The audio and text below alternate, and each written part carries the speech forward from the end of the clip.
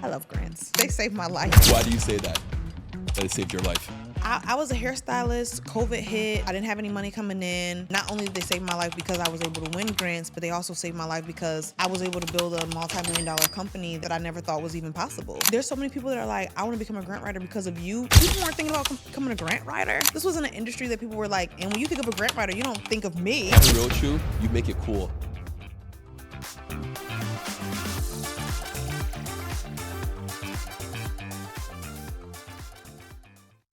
Welcome to Out of the System with Leo Climaco. Today's guest is someone who I'm very, very excited to talk to. She is the one to go to when you want to get a grant, a government grant. Miss Stormi Banks in the building. How are you? Hey, Leo, I'm doing pretty good. Thanks for having me. My pleasure. Tell me, how did you get into this world? Grants really fell upon me super organically. Like I was just telling someone earlier, I was at an event and I was a vendor at the event. And it was a lady who was in like state, local grant opportunities in New York. Okay. And she's the one that first introduced me to grants. And so I applied to some grants with my hairstyling company and won grants there. I wasn't taking it seriously and thinking about becoming a grant writer. I was just a business owner who needed funding. Got it. And it ended up becoming years later that I actually utilized that skill that I had at that point in 2018 to utilize it to actually help other people and become an actual grant writer today. That's incredible. What is a grant? Let's start there. Yeah, I mean, I can do this in so many different ways, but to like simplify it to the simplest form is simply just debt-free capital that you're infusing into your business that you can use to expand. Okay. In its simplest form. And you have to have certain qualifications, right? So each grant is so different that some are as minimal as a business idea and some are as vast as tax returns, history in business, traction, it can get super deep and it can be super vague. Right. Does it depend on the amount that you're asking for? Correct. So the more you ask for, the more documentation you have to showcase. It makes sense. Yeah, and that's pretty much what I tell people because there's there's unrestricted grants and there's restricted funds, right? Okay. So unrestricted basically means you can utilize this funding to do whatever you need to do in your business. This is like 10,000, 25,000, 50,000. Or there's like restricted funds where it's like, this is a $2 million grant and we want you to do X, Y, and Z very specifically. Got it. Now you do it with your own creative, angst, but you're doing what we want you to do. Right. Both are great, but you have to know what your goal is and which funding to get. Right. Like this grant is to build a building. Don't buy a car. Correct. Right. Literally. Got it. How was it writing your first grant? So to me, this is what I'll say, because I grew up in a household, my dad was an entrepreneur. So that's awesome. I've always seen sales. Got it. And I look at grants like sales. Okay. Right? Some people take this super harsh approach to grants where it isn't relatable. It feels unattainable. It does for a lot of people, mostly because they haven't seen someone around them win anything other than like a grant for school. True. That's very true. But grants is sales. It's literally the same as trying to convince a customer of your product or your service that you have and that it will solve their problem. It's very similar to government contracting. It is similar. It's just a different avenue of how you do it. Right. Because we're not bidding on anything. Right. We're just submitting proposals to say, hey, if we were to win this funding, this is everything that we would do, everything that we would be able to get done with this funding, and these would be our measurable outcomes. If you're aligned with our measurable outcomes in the way that we're going to use the funds, we're going to be your obvious choice. But the thing that people get wrong is they're going in not looking at the funder and what they want. They're just looking at, I need money to grow my business or to expand, or I want to get this thing done. But if you actually look at it from a sales point of view of like, how can I solve your problem? You're going to win so many more grants. That's awesome. Is there a penalty if you don't do what you say you're going to do? With those restricted funds, heck yes. I've seen it. I had a lady get a $2 million grant and they took back 1.5. Wow. Because she didn't do what she was supposed to do with the grant funding. So they definitely will retract the funds if you do not follow the rules. And you have to report, it might be every month, it might be every quarter, it might be every 6 months. It depends on, the grant opportunity, but you have to report and you have to use them as you said on the grant proposal. It's a very interesting world to navigate, this grant world. Do they change every 4 years? can an administration have an effect on the grants every 4 years? Oh, yeah. Okay. Yeah. So, like, even the economy. So, like, right now, we're seeing a huge shift in, like, almost every grant is like, we want to give money for technology. We want to support businesses' technology efforts. And that's, like, what they're really going for. So, almost if you're not adding technology as a part of your grant opportunity, they're like, nah. Or it could be like, oh, Trump's administration got rid of probably about 250 words that you no longer can use, like LGBTQ and, you know, minority and women. And it's like all these words that we have to now shift out of the way that we explain how we're going to use funding. So you can no longer use these words in your wording of your grant. Correct. Got it. Correct. That's interesting. So it definitely, it changes and it shifts for sure in terms of just trends and then rules. Is there an advantage to being a woman, to being Black, to being a minority? I think that any additional things that you can bring to the table can definitely be a helpful part. Like if you're minority, if you're woman, if you're LGBTQ plus, or, you know, anything in that genre, if you're military, you know, anything specific can definitely get you into a niche pocket, because grants are competitive, right? Yeah. And so the more niche that we can get with the grants that we go for, the less competition is going to be there. There's not that many military Black or minority women who are in the technology field that are living in Colorado. You know what I'm saying? Like, the more niche we can get, the less people will be in that bucket. And so it helps us kind of have an advantage when we're going for the grants. Right. How competitive is it?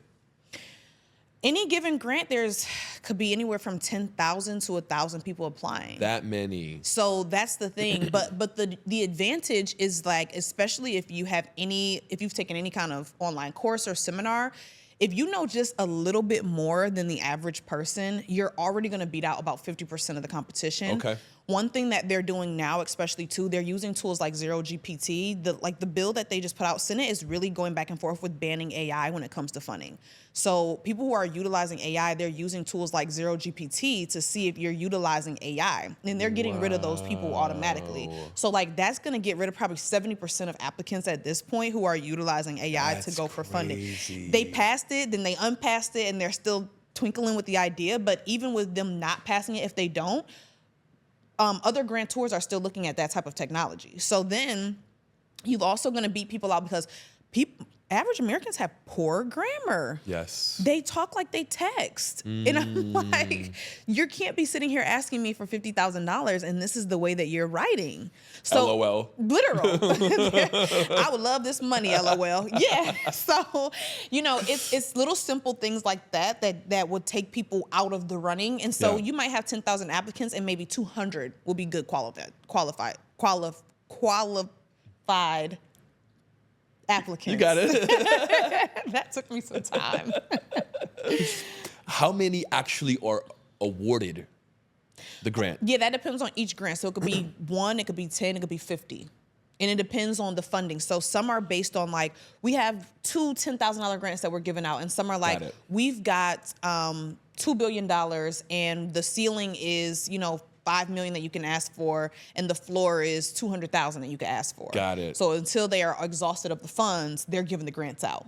Okay. Yeah, and those are your higher level, like, those are your more intricate grant opportunities, because you have to have the sweet spot of the budget. You know, they may say the ceiling is $5 million, but it might not be. You know what I mean? Like, you have to really know. Yeah. How many grants have you written? Oh my goodness. Lord. I mean, we've served, from 2021, we've serviced 10,000 clients. Wow. And we've raised $19 million. I haven't written all of those grants. Of course. Congratulations. That's incredible. Thank you. That's quite an achievement. It is. No, we've helped so many people, even just in education. So from that, I've probably written thousands. I'm at thousands at this point. Wow. Yeah. I am. You could probably look at it and just dissect it, know exactly what it says and what it requires. And I have a lot of relationships now too. Right. So, like, I can just call, like how, you know, people can call you and be like, hey, buddy, yeah. Like, I can call now and just kind of be like, what's the rubric? What are you guys looking for? You know, it's a lot easier now. How long did it take to get you to this point where you are today?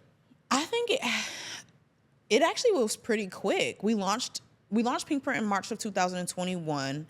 By the end of that year, I had discovered the formula that I wanted to use, and then I tweaked it because, okay, like I said, I look at it like sales. So when you're running an ad or you're doing an email, Yeah. you do an A/B split test most of the time, course. right? Right, to see which one works better. Exactly. So when we write grants, we write 2 proposals. Got and it. we split test them. We send A to these funders and B to those funders. And we see which one gets awarded more within this 6-month period or 1-year period. And then we take the good and the bad out of both and we make the champion, Smart. which gets us like an 80% success rate with that one proposal from every person that we're Wow. applying to. And so that's what I tell people is like, it's such a formula. Yes. It really is. It's not just throwing spaghetti at the wall at this point. No. It's like, what do the funders want to see from your particular business? What budget would they approve for your particular project planning or proposal? Right. And how do we find that sweet spot to get it to pretty much a guarantee? We can't guarantee it, but how do we get it Pretty close. Yeah, that's what we look for, and that's what we've developed. That's incredible. Who are your competitors? I've never heard of something like this. Yeah, there's not many. They're more so people like bigger corporations that are doing it outside of like smaller niche Yeah, businesses. And so we're trying to get to that place with them. And they're more so working not with small business owners. They're working with like larger corporations, schools, like Right. things of like higher end grant opportunities. So we've honestly found a little pocket for ourselves that's Yes. been working. We've had a little competition trickle here and there, but I read this book on what would the Rockefellers do. Have you read that one? Yes, I have. When they told the story that when Rockefeller was first getting into the industry, he was like, all these mom and pop gas stations, Yes. you're gonna work with me and get gas from me or oil from me, or you're not gonna be in business. Correct.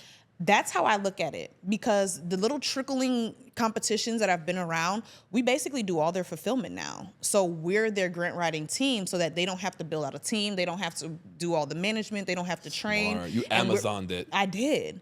I was like, hey, sis, I see you talking about grants online and you're talking about like the benefit of grants and you're hosting all these seminars and summits. Come here, we would come this love way. to, correct. We would Yes. love to host this for you and take the responsibility off of your hands and fulfill for smart. you. So for me, I was like, I don't want competition. And that's why I never did like mentorship programs to teach Okay. people how to be grant writers, because I don't want competition. I want to be the only company that's doing it in this niche. Smart. Yeah, it's Very, been fun. very smart. How did you figure out this niche? How did you say, I'm going to be a grant writer? Like, how did you figure out that market? It kind of happened organically, to be honest. When we started off with Pink Print, we literally were just teaching online, okay? We were just on live Instagrams. Were other people like requesting your help once they saw that you... That's what was happening. We would get in these Zoom classes and they'd be like, okay, well, how do you do this for us? Because this sounds like a lot of time. It sounds like a lot of energy. it. And I was like, at that point when I was just talking about it, I was just talking about it from the perspective of, I've done this, you guys should do it. I wasn't even a grant writer yet. And so when I started getting tons of requests to where it was like, okay, I'm turning down thousands of dollars, that's when I went and got my certification, went through the process, and then started doing beta tests first to like really figure out how to get a formula. So you actually got certified, Correct. licensed as a Yes. grant writer. Correct. Okay. Correct. How long did that take you? 1,500 hours. Wow. Yep, but I collapsed it was supposed to be like an 8-month program, but I was like, I'm getting this done 2 months because I got clients waiting, Yeah. So I went through the process, went through the program, went through the hours, and then just beta tested some clients that were coming to the classes for free and was like, I just need to practice and see if this thing works. And then from there, just started, adapting that formula. Yes. Your dad must be so proud. Oh, yeah, for sure. And I, at first, was the only kid that went the entrepreneurial route. Like, Yeah. I very early on was like, school's not for me. Like, I was Yeah. a C student. I was like, my mom literally was like, see your way out. Just see your way out. Because I was like, this is not the vibe. I'm a creator. Yes. Like, I It's love too learning. limiting. Yeah, I love learning. Me too. But this environment is so limiting for me. Yes. It's stifling my creativity. And so when I decided to become an entrepreneur, I didn't know that was what I was choosing. It was just kind of what was attractive, right? You want to do your own thing. I just had things I wanted to do, and I Yeah. wanted to try them, and I was comfortable with the bumps and bruises that came with them, and I actually enjoyed it for whatever reason. I still do to this day.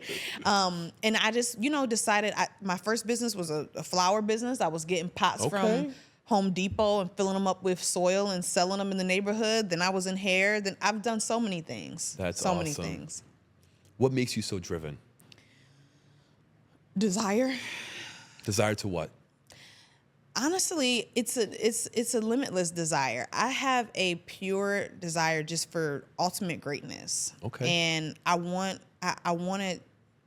Initially, it's changed a lot over the years. Initially, I was like, if I could help people stay debt free and like build these businesses and create sustainable businesses and be part of the reason and be part of the responsibility of why people are growing at these different rates and taking these different avenues, I was like, that would be a great legacy to leave. But then I'm also like, personally, I just love competition. I'm just obsessive over like being better, being sharper, being all around just. I can tell. Yeah, I just like that. You want to fight. I love that. I'm super scrappy. So, I guess it's both. The desire to be great in all ways. That's awesome. Because there are a few different motivators. Mm-hmm. Mine was, I want to prove everybody wrong. Mm-hmm. All the doubters, right? That was what fueled me. And then eventually it turned into service-based. Okay, now how can I help others? I think it's so great that for you, it was direct service. How can I be of service? What role does God play in your life? Oh, man. God is definitely the source in my life. There's a verse in the Bible that talks about staying connected to the source and staying connected to the vine. Yeah. Or you'll to stay fruitful.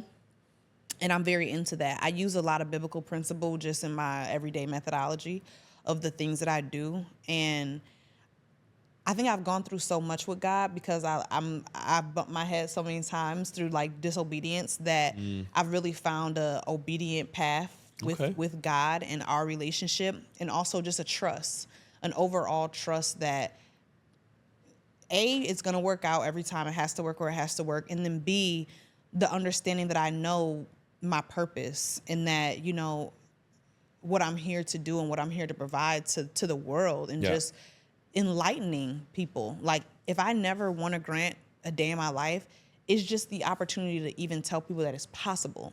Like to just say like, hey, we could try this thing. Like, right. I'm really a big champion of trying.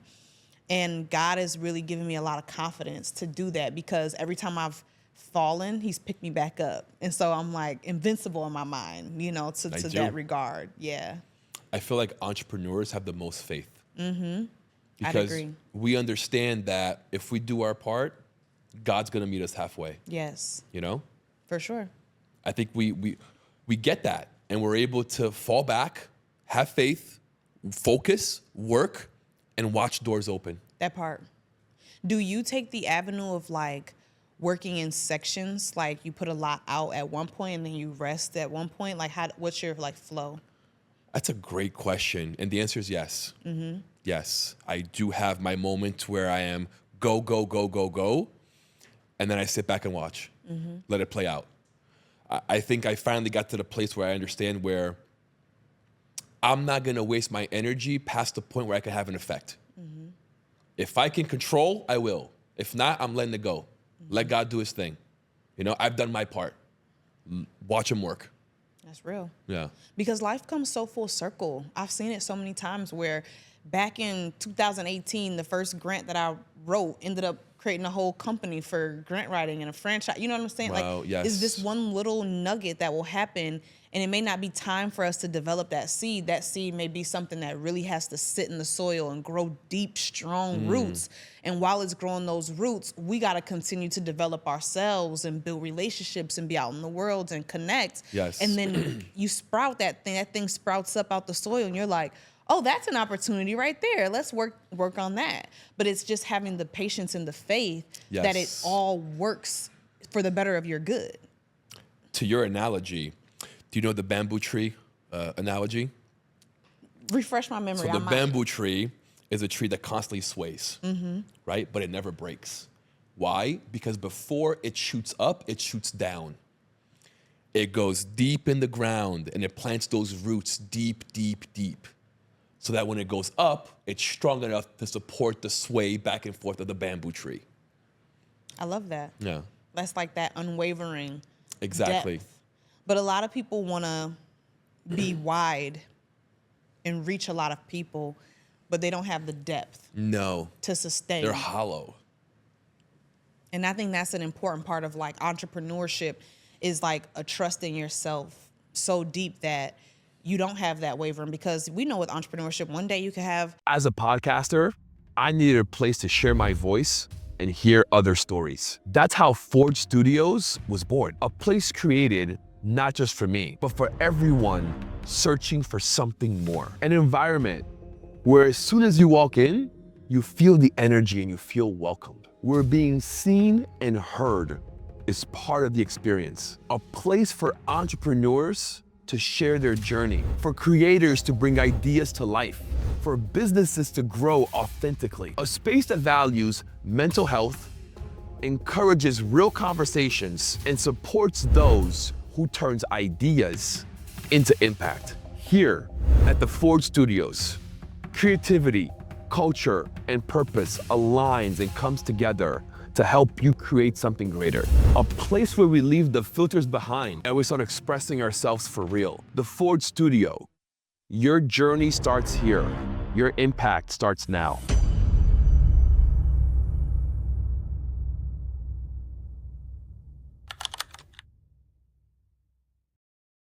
You know, $1 million in the bank account, 1 minute you can barely It's make gone. payroll. Yes. You know what I'm saying? Been One there. minute you have so much purpose, the next minute you're in a metamorphosis season, don't know who you are. Correct. And so it's like, even through those transitions and those phases, you still have to get to a point where you believe in you. You know you so much, you understand and have so much trust in yourself to make good decisions and be a good person that you're unwavering with the economy or with, Yes. with the life or with what it looks like. And every win makes you stronger. Yeah. I think every loss makes you stronger as well. For sure. But every win gives you that confidence. All right, I got this. We can keep pushing. We keep going. What's next? So true. Yeah. But if you never try, you never know No. what you're capable of. And when you don't know what you're capable of, you don't trust yourself. Man in the Arena. That's why I have that over there. It was a poem by our president, Theodore Roosevelt, in 1910, which he says that he would rather be in the arena, win, lose, or draw, than to be a spectator. Hello.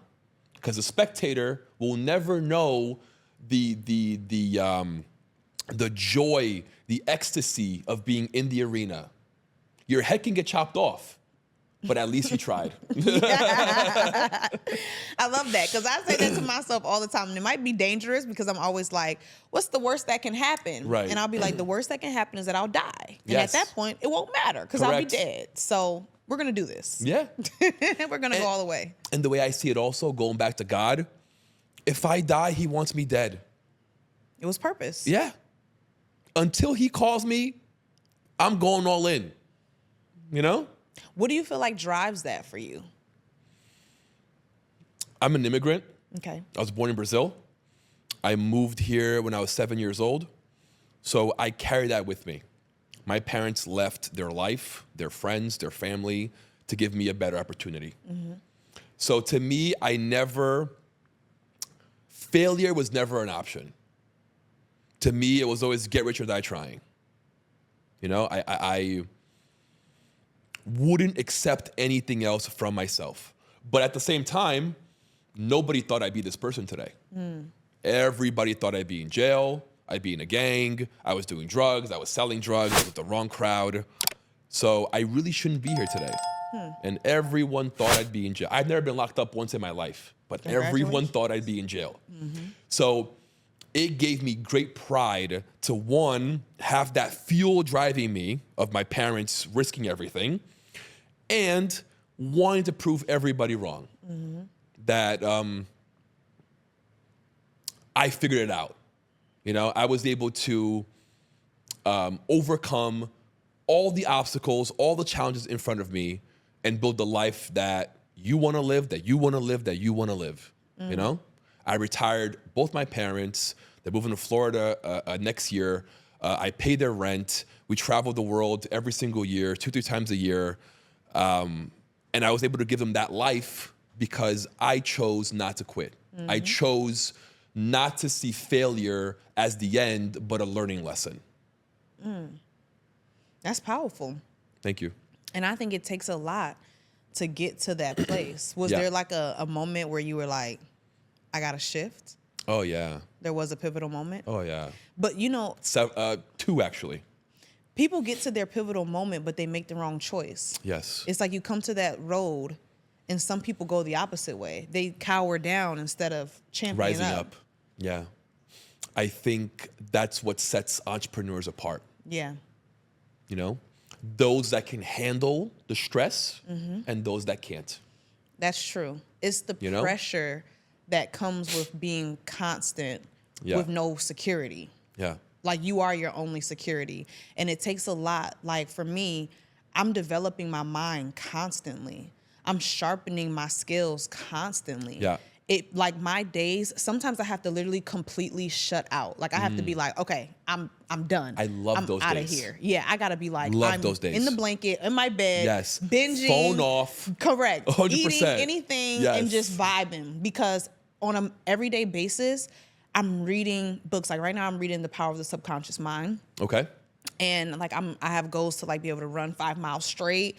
And, you know, I just have all these constant goals because when I reach them, I feel better, stronger, faster, Yes. more purposeful. And it takes a lot, though, to operate at that high of a level lot. every single day. Takes discipline. Yeah. And a lot of people don't have that. No.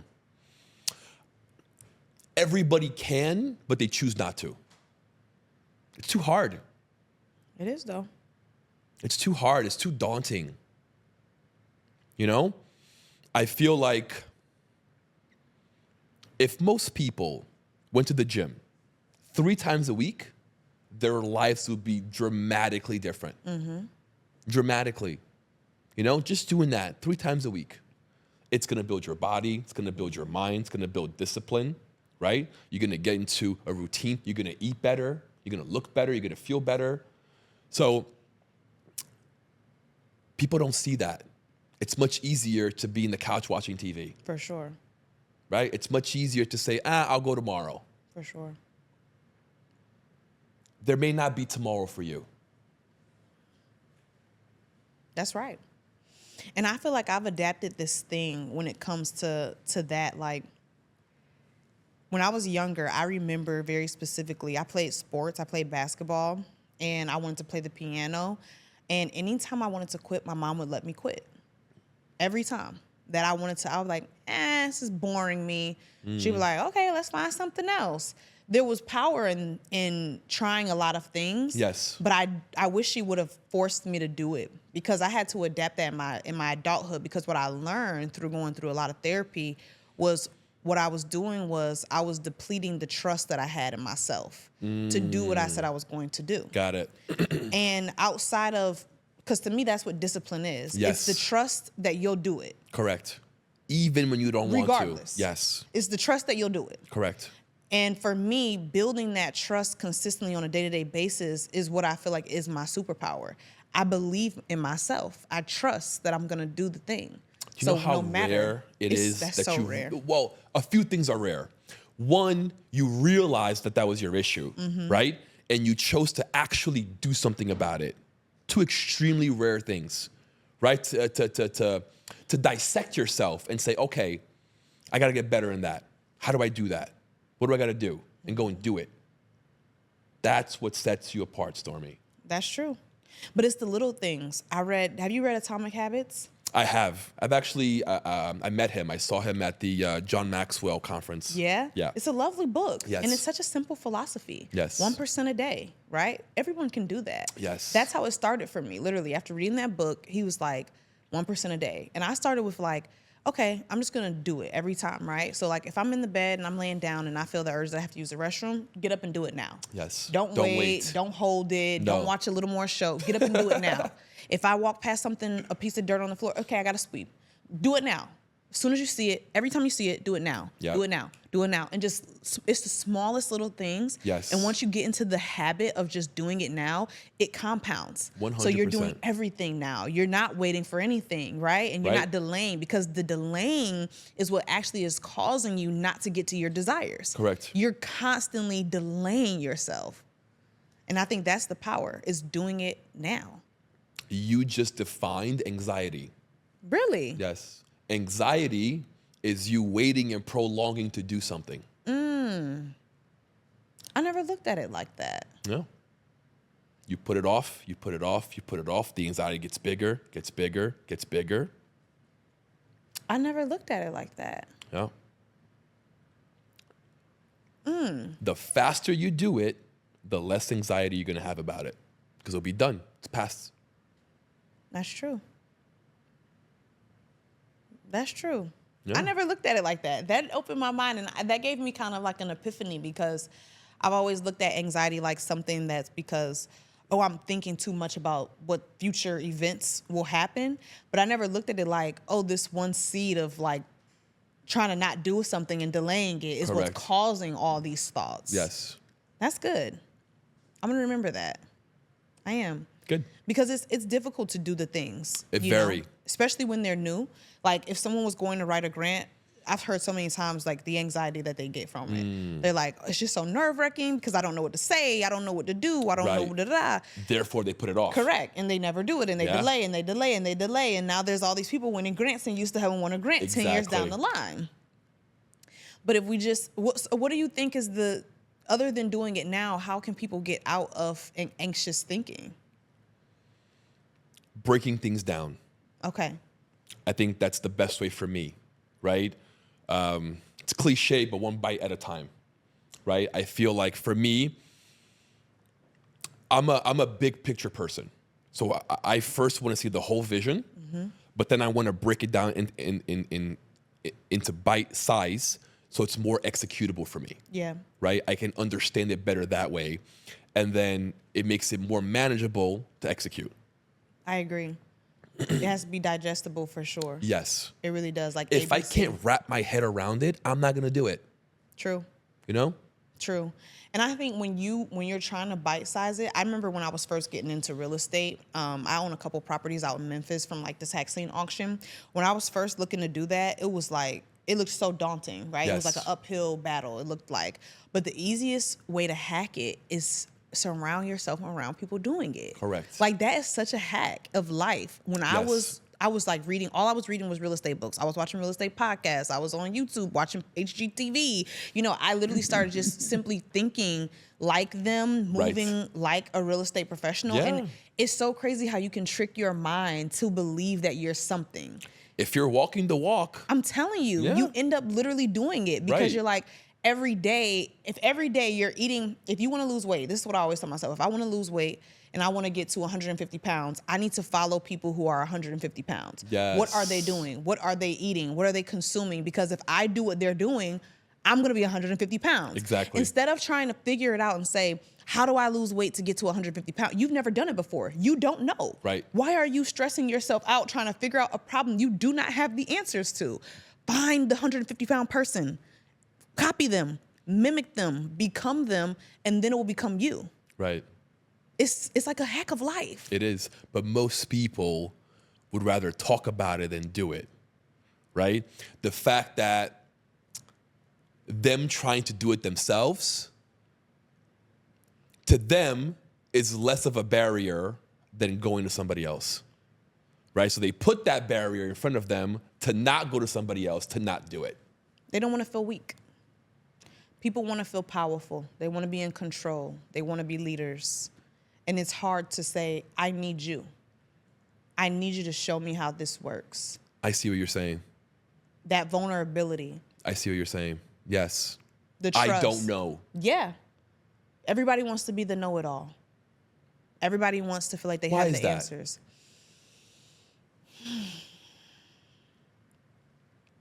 I mean, it's based in fear overall. And I think it's the fear of not being needed. A lot of people have a desire to be needed, and that's what people utilize as their basis of like feeling accomplished or feeling successful is like, they need me. And you have to let go of the desire for people to like you, to need you. Some of the most successful people are the most hated. Yes. They're the most hated people. Elon. Yeah. Trump. The most hated people. Kanye. Yes. Simply because they're okay with not being needed. They don't give a fuck. Yeah, I don't need to be your role model. No. I don't need you to like me.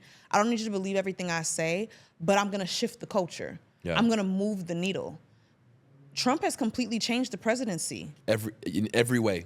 Kanye changed 808 and Heartbreak, literally changed music. Yes.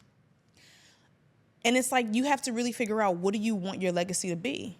Do you want everyone to be like, wow, what a great person? Or do you want to be 808 like, Heartbreak. crazy? That was a crazy time. That was some good music. But you have to decide what your desire is, your deep desire. Yeah.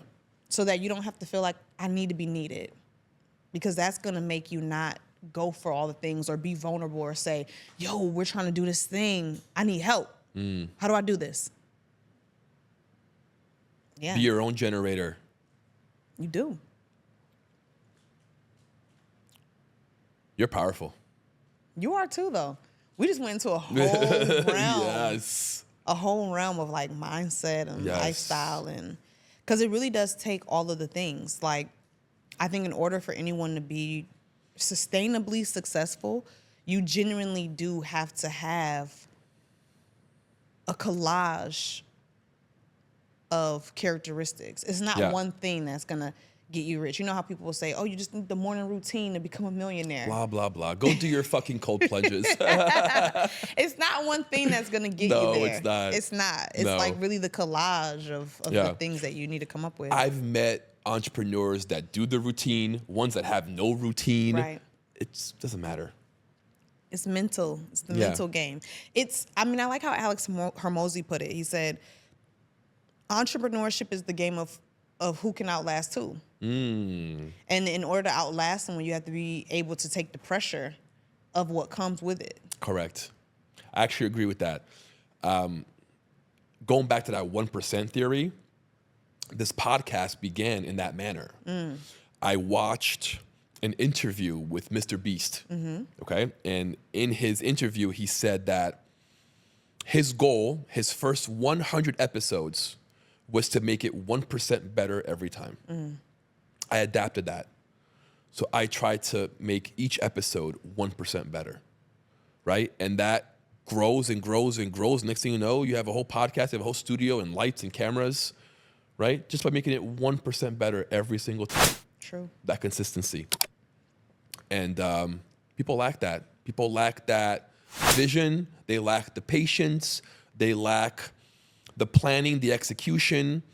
And I think coaches and leaders like you are required because we set the tone, right? We are the ones that risk our money, risk our time, risk our sanity to go out there and prove it and show others, I did it, let's go. Follow me. Facts. Yeah, we're the pioneer. Yeah. The one that's willing to do it. How do you feel like in your development of doing 1% better every single time, what type of things are you looking at? Like, what's the data that you're tracking to be like, how can I make X better or Y better? Every time somebody walks in here and they're impressed with how this place looks, that fuels me. Because my previous studio was a little room, very small, about 400 square feet, on top of an adult video store. And I made it happen.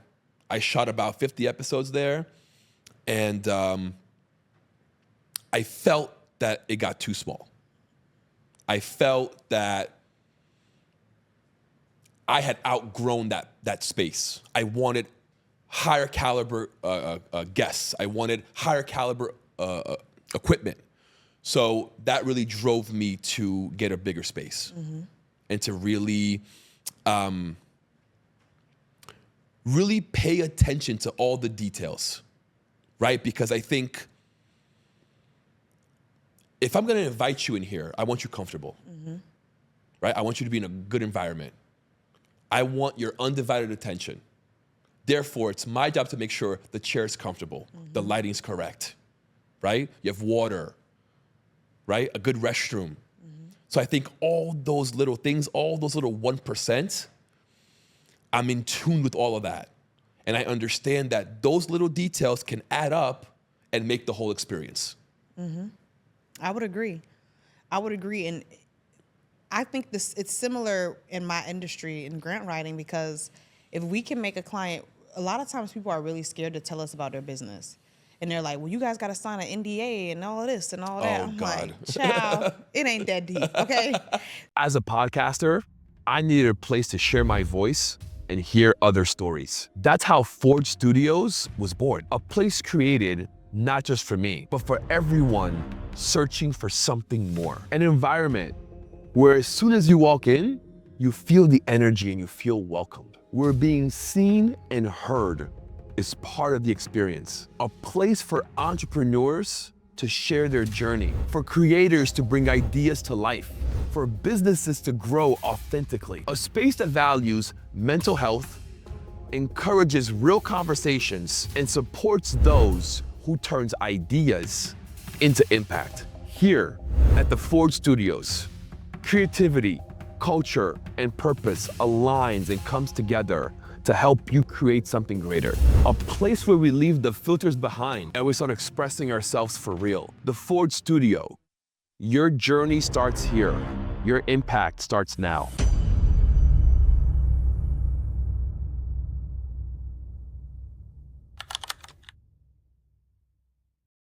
Like, we're not, let's just chat. I'm here to help you get money. Yeah, we're not here for that. Like, we're not here for that. But trying to make them comfortable through the process, to build that trust with them, like, once you're a client, the onboarding process, the care, the touch points, just the conversations, really helping them realize that we're here to help you. Yes. Because we have to get to know you pretty deeply. Right. Because we have to tell your story for you. Right. So if I don't get the chance to really uncover your vulnerability, I'm not going to probably get you the best result. The more rigid you are, the more rigid it comes off in the storytelling. And so it's really important to have those little touch points to open your customer up, even on a business side, any business. Right. You know, you'll spend more money at Chick-fil-A because service is good, right? 100%. You know, so it always works like that. And I think those are good 1% to have to develop just a better product and service overall, for sure. I agree with you. Your clients must love you. Some of them do, some of them don't. I'm not always the hero in everybody's story. I'm a very straightforward, straight shooter type of person. I mean, I'm from Brooklyn, New York, from Bed-Stuy, do or die. So at the end of the day, BK for all me, day. yeah, for me, things are very simple. It's very plain. And I'll tell you, I'll say, hey, this business model is not a grantable business model. I'll say the things that you're looking for, you have no traction and you're asking for way too much, way too early on. This is not the strategy that's going to win you the grants. Unfortunately, I have to be realistic with you and set your expectations up front. And I'm not telling you it's not possible over a period of time, but this is not realistic. And this is why you're going to end up feeling, I've heard so many stories of people saying, I work with a grant writer and they scammed me, or they ran off with the money, or they didn't do any of the work. They didn't write the grant opportunities. And I'm like, yeah, because they were just appeasing whatever your big grand idea was. You're like, hey, Stormi, I'm just starting my business and I want to start a trucking company and I need $200,000 by 6 months to be able to get my trucks and stuff like this. And I'm like, we have no traction. We have nothing to show for this business at all. So this may not be realistic. Right. You may have to start with a different model and then scale up to this other opportunity. Is it possible that we can get you there? Yes, but not in 6 months. So it's just, you know, being realistic with people. And some people get mad at me for it. They'll be upset because they'll feel like, you know, I don't believe in the dream, or they feel like, oh, you don't have a big enough mindset to see the vision that I have. You got to find the right person for you. I'm not that person because I'm very realistic when it comes to grants, because I'm very results driven. I want results. I'm not going to sit here and fake like we're going to get you this money in 6 months for this idea. And it doesn't drive me. That doesn't drive me. It's not even you not having the mindset. It's just being realistic. I can't make this money appear for you. Yeah, I'm very realistic in business. I think that's what's gotten us the results that we've gotten is when I'm leadershiping my grant writing team and I'm like, we're talking about different ideas and strategies for a particular client, it's very easy for me to say no. And I say no before I say yes. Okay. In most scenarios. I'm a very no-driven person. Got it. I don't want nope, and Powerful. no again. And I don't feel bad about it, because the more I'm strategic with my time, the more I'm strategic with the relationships I build, the more I'm strategic with the opportunities that I take, the better opportunities that can come to me, the more room that I have for better. So if I'm constantly saying yes to every little idea and every little You're going to burn yourself out. Heck yeah. Yeah. Yeah. So I'm like that with my clients too. I'm like, no, this is not a good idea. And I don't want to take this on. This isn't driving me or inspiring me, and I don't think that it'll win. Right. So let's come up with a strategy that actually breeds results. Paint me a picture Okay. of a company that you would look at, I can help them.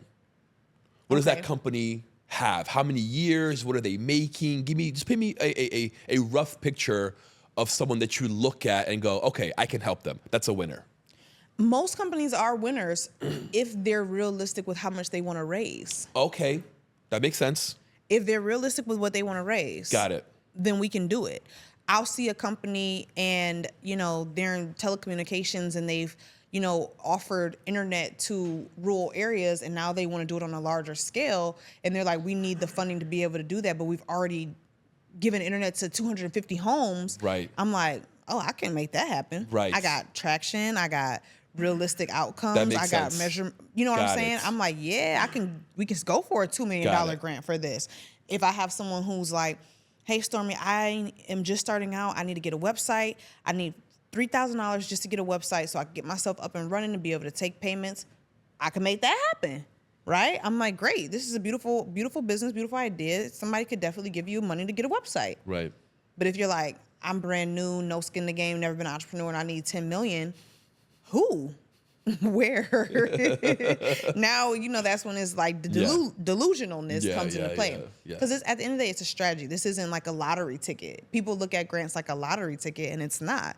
It's a revenue strategy in your business, and it's a way for you to stay debt free and expand. But you just have to expand, understanding this is like sustainable growth, not like, yay, let's, Right. Let's go blow this money. Yeah, it's not that. This is real. Is there a chance that the U.S. government will take grants away and just stop having this whole system to begin with? No. No. They need the small business owners to do the work. Okay. Yeah. They need the small business owners to bring internet to rural Got it. areas. They need small business owners to create jobs. Got They it. need small business owners to pay taxes. So the grants is an easy way to deploy money into the economy to boost it. It's literally, you remember when COVID hit, all the stimulus checks and Yes. like it was an easy way to PPP, give yeah. money to raise the economy back up when people Yeah. weren't working and money wasn't flowing. It's grants. They're going to do it every time. And to me, that's what my tax money should be going towards. Correct. Correct. Helping grow the community, helping grow the city, the state, whatever it may be. Yeah. And that's what grants are for. It's economy driven. And if you think about like loans and credit cards, those are companies, those are corporations Right. giving that money out. So they're looking to make money. They're Right. in business. They want a profit, But yeah. Yeah. So the state, they want a return on their on impact, right? They're not looking for you to pay the money back, but they want to see that this grant created 20 jobs. This grant created, a business that's hosting events for Yeah. the community. Because they'll get that money back in taxes. They will. Yeah. They will. They'll get it back in taxes. They'll get it back in all kind of stuff, right? Yeah. So they have to. They're not going to get rid of grants. How big is your team? 17. There's Okay. 17 of us across Wow. all departments. I keep our team very small. I actually would love to cut our team down. Yeah, I'm such a small and mighty person. I know what you mean. And I read this article about Elon when he went to Twitter, and he was like, cut everybody. Chopped. Like, let's chop this down because Yep. it doesn't take that many people to run Twitter. No. It takes very strategic output. Have you read the book, The Lean Startup? No. That's your next book. Okay, thank you. Yeah. I need that. The in my Lean life. Startup. The Lean Startup. It's going to help you cut a lot of people. Yeah, I'm at that point where I'm like, do we really need this position? Right. And I had one of my team Can members. we combine this? Yeah. How do we have somebody else do this and have more output? Because I had one of my team members recently, we did her quarterly, and I was like, walk me through your day. Walk me through your work day. And she was like, walk me through her day. And I'm like, seems a little light. I was like, well, what value do you think you bring to Pink Print? She was like, I was like, it sounds a little light. And I was like, I would love to see a full report on like what you genuinely feel like you bring to the table Right. at Pink Print.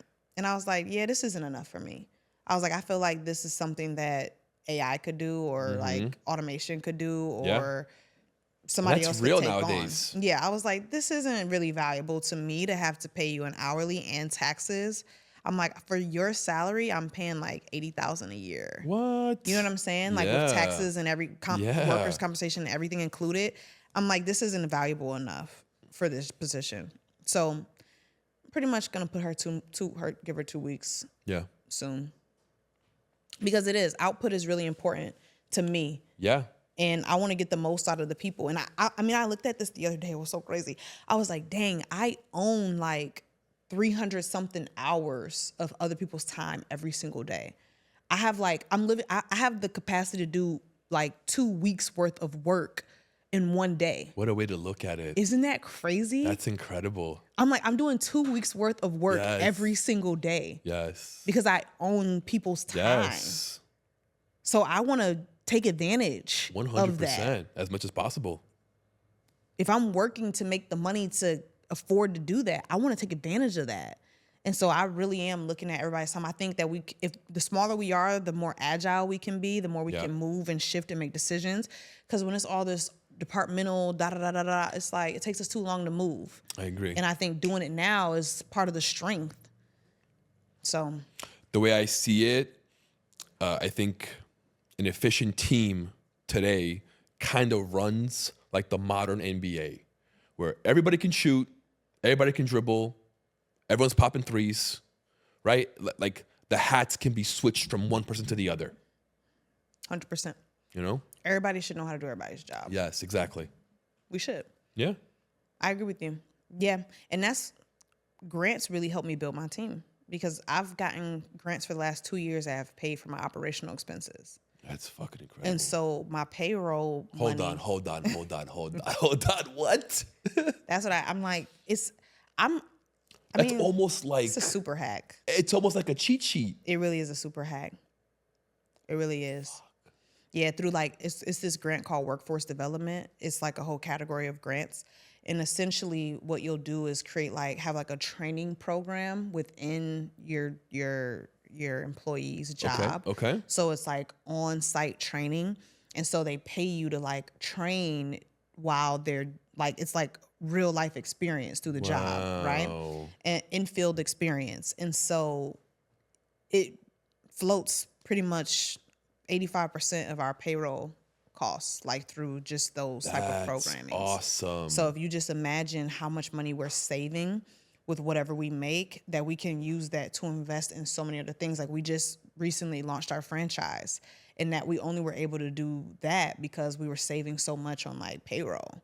And so the business owners who are like, I want to be able to expand, it's like, it's hard for you to expand because all your money is going to the bills in the business, like just to keep it afloat. Payroll. And you have to you have to output more to try to make more. Yes. And if you don't make a significant amount more than what you're outputting, you're just in this rat race. Correct. So you need something that's going to supplement your bills, your operational costs, something needs to be supplemented, or you need to have money that can create you a new stream of revenue so that money can now be used to the expansion. That's incredible. When you're utilizing credit and loans, it still, to me, ends up putting you at a deficit because you got to pay the money back plus interest. Right. But me, I'm like, I don't have to pay that back. I just have to adhere to some guidelines. It's just a super cheat code. I think I know the answer.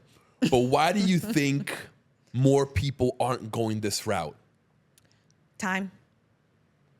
Everybody wants the blue pill. Mm-hmm. The magical, limitless. Give it to me now, baby. Yeah. They want the blue pill. They want it now. And they're not willing to go through the process that grants take. You're looking at, with grants, from start to finish, you can be looking at, 30 to 90 days. And that's what like a simple 2 grant. years. That's what like a simple grant, like Okay. a simple corporate grant, high level, 1.5 2 years. And people don't want to wait. They don't want to wait the time frames. But the thing is that I tell people is if you're applying consistently, we tell our clients 1 grant a day keeps the debt away. So if you're applying to 1 grant every single day, that's 30 grants in a month, right? If you're winning 10% of the grants that you're going for, you should be winning a grant every single month. Once you get your wheels going and you're applying for 3 months straight, every month you should be winning at least 1 grant opportunity back into your business. There are that many grants So that you can many apply one grants. per day? So many grants. Really? But people will box their business in, like how we talked about niching down Yes, to eliminate the yes. competition. They'll stay in that niche. It's strategy. You got a niche open, Got and you it. got to shift your messaging per each grant, Makes right? sense, You got to yes. shift it a little bit because each grantor may be like, oh, we want to support you to create a school for, kids with autism, or, oh, we don't want you to create a school. We actually want you to just create the curriculum. So you have to really Okay. switch the messaging per each grant. Got it. Yeah. And it'll be like little nuances. There's that many. There's 26,000 open grants on grantwatch.com right now. Wow. 26,000. It's not that many industries. No. Ain't that many races. It ain't that many genders. You could probably qualify for 10% of those. Like 3 at least. Yeah. So, yeah, there's enough grants for you to apply for 1 grant a day.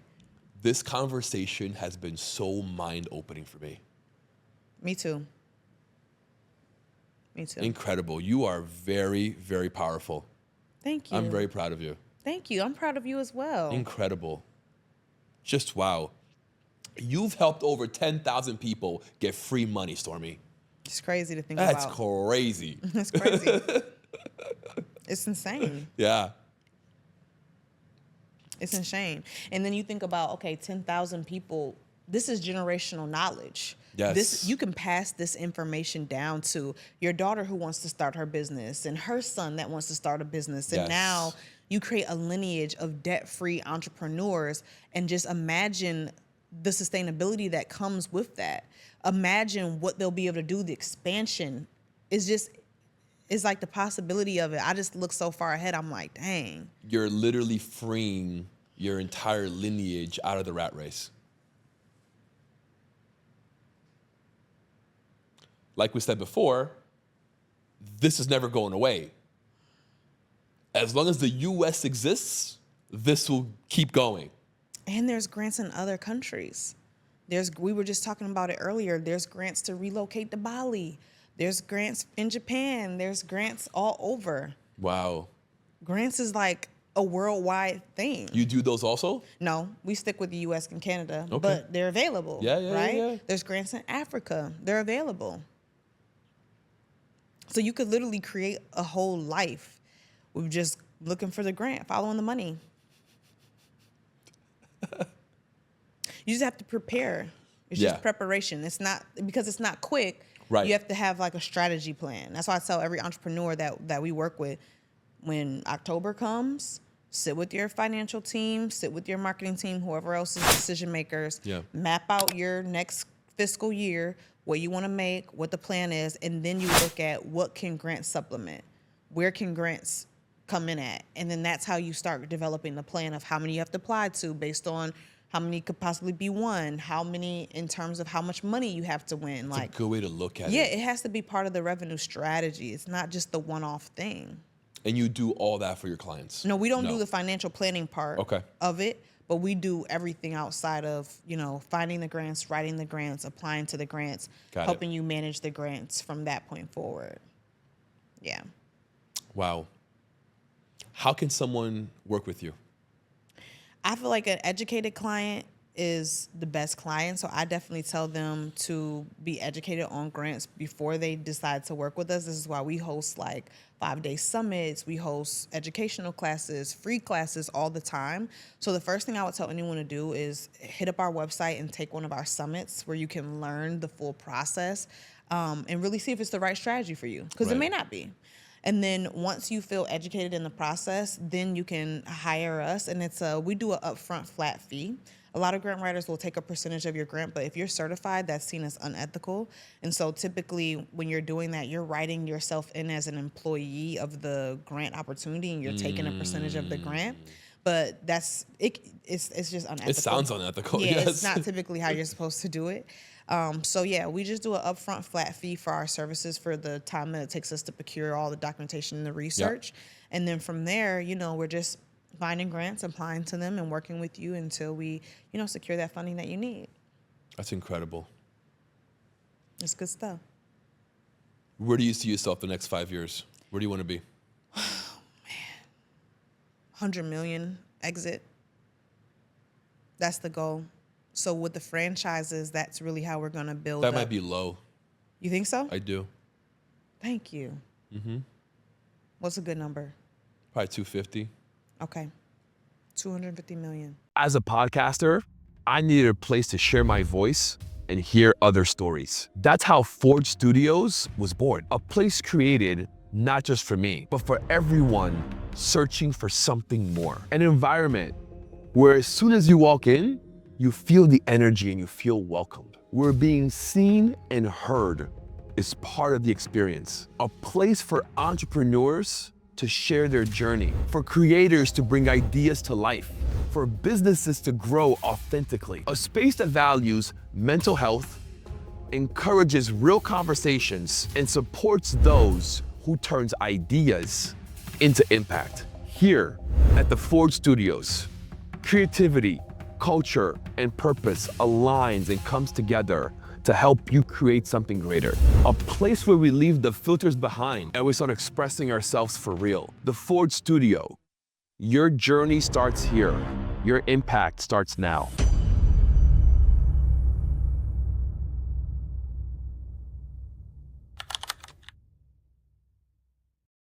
Yeah.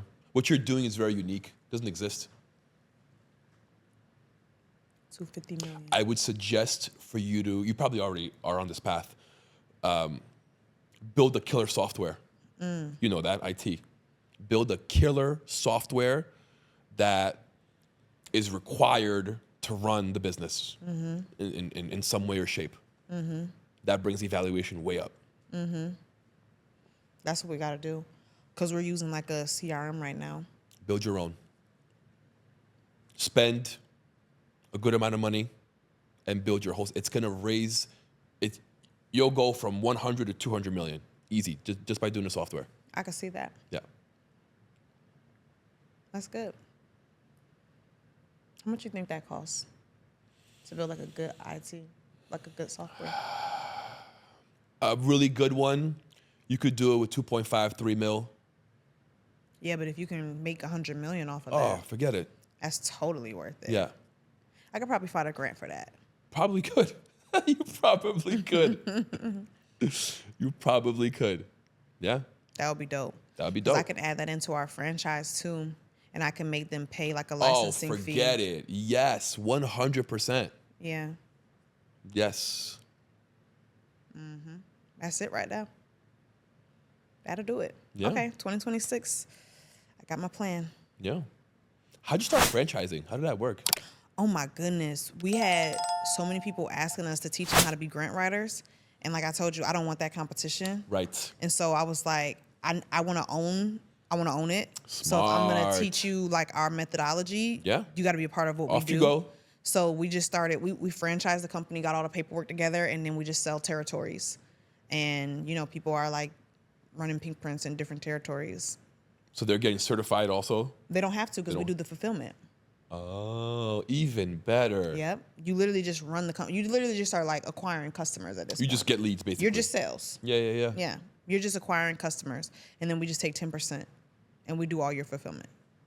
How much to franchise? 25. That's not bad. Super cheap to get in. Super That's cheap to get not in. bad at all. And you have super low overhead. Yeah. No building. This is online. Right. You're just really just marketing. You can easily crush it. Yeah.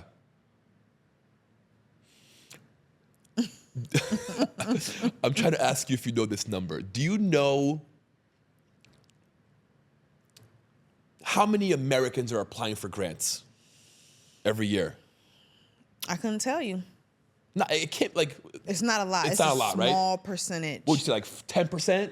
Maybe less than that. Really? I would bet my money on less than that. Less than 10% of Americans are applying to grants. Wow. Because there's grants for business, grants for school, grants for home ownership, like individual. yeah, There's yeah. so many grants available. I mean, like food stamps is a grant. You know what I'm saying? Like if you really think Wow, about just yes. in simplicity. But the thing is we always looked at grants as help, like helping aid, Right. instead of an opportunity for expansion. You know? Yes. And so we got to shift our mindsets around what it really can do for us and what it really is. It's not a way to be dependent. It's a way to like release dependence. I really liked how you phrased it. You said, get to October, do your finances, and then see where a grant can fill in the gaps.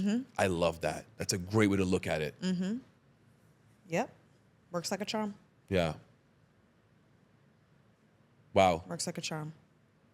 I'm excited for your audience to listen to this episode. Yeah. Me too. I'm excited for you. Thank you. Yeah. I think it's going to go good. You're blowing up. I see it for myself. Yeah, you're gonna blow the fuck up, Stormi. You really are. And now that you put that $250 million in my head with that, like really creating the tech, because I've thought about it, but I'm just like, again, when you don't know how to do something, you like delay. Yep. And so now I'm like, just do it now. What's the worst that could happen? Yeah. And if you could also, this is a wild card, but if you could build your own version of AI that they can't tell it's AI. Man, we would have the game disrupted. Out of here.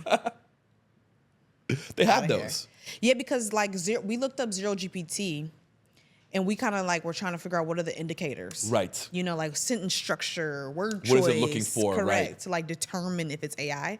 Right. And so I'm like, I'm sure you could always be algorithm. Yeah. And if we can, the good thing about AI is that we could output more in less time. Of course. And if that always means more. Right. Money. Oh, yeah. Because you're cutting time. Correct. We're thinking about so much, especially with technology. We're like, we want to keep authenticity, we want to keep integrity, but we want to scale. And we're thinking about a lot of things right now. A lot of things. Make sure that you have a solid foundation within your process and procedures. That's key. Agreed. Especially now that you're franchising, Oh, yeah. right? We had to fine-tooth comb it. Because this is your name. We had to fine-tooth comb it. Yeah. It had to be really tight. Mostly just on an ethical level. Like, you know, Right. just people being ethical. Because a lot of grant writers will like try to say they can guarantee you money in X amount of time. You're not you can't. No. And you got to be real with people. You got to tell them the truth up front so they can make a conscious, educated decision. Yeah. Because also when they go through the process, good, bad, or ugly, you want them to feel like I knew everything that could happen. I knew the possibilities. I No knew surprises. the work. Yeah, I knew the documents that I would have to get together. Like I knew I was going to have to do these things. Right. You know, you don't want them to get in it and be like, what? Now we're in the thick of it, and if I don't do this, it was all a waste, so I just got to get it done, but, you know, that's stressful. Yeah. So you got to be like, hey, are you really ready for this process? Are you ready for this journey? Because we about to do some epic things. But once you do it once, you could do it twice, 3 times, 4 times, 5 times. You know what I'm saying? Of course. You got the docs now. You got the stuff. Yeah. Yeah. I love grants. They saved my life. Why do you say that? That it saved your life? I mean, I was a hairstylist. COVID hit. I didn't have any money coming in. And not only did they save my life because I was able to win grants, but they also saved my life because I was able to build a multimillion-dollar company that has afforded me a life that I never thought was even possible. And to also show people and inspire people. There's so many people that are like, I want to become a grant writer because of you. People weren't thinking about becoming a grant writer. Right. This wasn't an industry that people were like, and when you think of a grant writer, you don't think of me. Can I be real with you? You make it cool. That's what I'm saying. Yeah, you make we that make shit it fun. cool, Stormi. And then You like, do. you know, we're like regular it attainable. people. Yeah. I'm a regular girl. I'm tattooed. Like I'm chilling. You know, I'm from New York. I was eating on the streets. Like I'm regular. And people are like, man, you can live that life by not only helping people, serving people, getting them this funding, but also just by like living life, and you can do what you want to do and become a grant writer. Come on. You know what you think in your head when you really think of a grant writer. Yeah. It's not typically me. No, it's not. So we made it a little bit more accessible. Different race, different gender, Thank different you. age. Thank you. Yeah, so like making it cool is like we just opened up a whole lane for so many people. Yes. And a lot of people like who don't know what to do, you could do this from home with little to no experience and run a whole grant writing company. They don't get much better than this. No. And it's so fulfilling because you're actually like seeing business owners get a grant and go from A to Z. I've seen, literally, I had this lady in Houston, she won a $311,000 grant. She went from not having any child care facility to having 7. Wow. You know what I mean? Yes, like that. To see someone's life change like that, all because you wrote a document, you gotta be kidding. Gotta be kidding me. It's better than a job application. Oh, yeah. That's why I tell people, I'm like, if you're gonna put in that job application, put in grant applications. Screw that job, man. If you're thinking about it, I Right. mean, you know, I'm not saying screw jobs in general. No, Some I people, get what you're that's their saying. route. Yeah, but I get what you're saying. if you're willing to do that, do this. It's the same process. You find a job online, you write a resume, you Right. submit it, and you wait Right. for them to choose you. It's the same process. You already know how to do the process. Do it for something that's going to be for you. That's my spiel. You are extremely powerful. Thank you. You're an incredible person. You really are. Like, the fact that you picked up this baton and chose to lead this charge is very impressive. Thank you. And thank you for having me. My pleasure. Let's do a round 2 eventually. For sure. This is really fun. 5 years from now, Let's do it. when we make our exit, Yes. I'm coming back and we got to show this clip. Let's go. Let's fucking go. And that at that point, I won't be here no more. I'll be in my big ass studio. Period. Let's do it. We got things to do. Yes. I'll see you there. I'll see you there. Stormi, do me a favor. Look at that camera, please. Let everyone know where they can find you, your IG, your program, your summit, whatever you want to share. Hey everybody, this is Stormi Banks, your new favorite grant writer, and we've just wrapped up an incredible episode. I want you guys to stay connected with me at I am Stormi Banks across all platforms, and that is Stormi with an I. And then also, if you're looking to learn more about how you can access the power of grants, join our next summit. It's August 4th through the 8th. It's only $5 because we want you there. And you can join by going to pinkprintfirm.com. I'll make sure to add all those links below. Stormi, I wish you all the best. Thank you. You're an I'm wishing you incredible the same. person. I want to see your brand nationwide killing it. I can't wait to see it. I received that. I wish you all the best. Thank you for having me. Guys, like, subscribe, go follow Stormi, go write a grant. If you're someone looking for capital to raise your business, this is who you go to. Stop beating around the bush, stop procrastinating, go write that grant, go get that money, go make that business the dream business that you want. We'll see you guys next time.